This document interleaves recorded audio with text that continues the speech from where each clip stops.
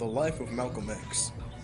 Malcolm X, or Malcolm Little being his real name, was born May 19, 1925 in Omaha, Nebraska.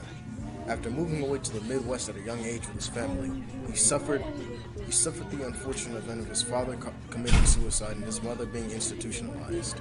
After such, he spent most of his childhood years in foster homes and things like that, trying to scrape by. He dropped out of middle school and moved to Boston a few years later, and managed to work on the streets as a shoe shiner, drug dealer, gambler, and thief. After getting caught stealing and serving a 10-year sentence, he realized that he wanted to further his education and become smarter. At the time, his brother told him about the teachings of the Nation of Islam, also known as NOI, and encouraged him to convert his religion to Muslim. Yeah, but Elijah Muhammad preached about the systematic oppression and a world that isn't shadowed by the racism of white people. American unity sees the only hope for the black man in America in a strong Africa, and the necessity of the Afro-American becoming inseparably linked with the overall program that's existing on the African continent. Exit knew that he was the man he needed to work for.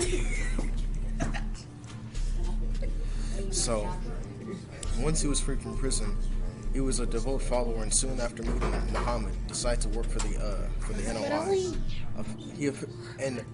And Malcolm Little had officially changed his name to X, or officially changed his last name to X, which was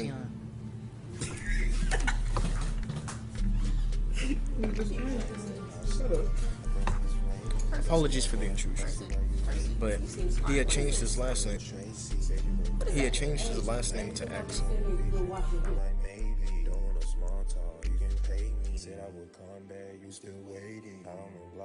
Like it's Haiti, get to that bag, I'm not playing champagne.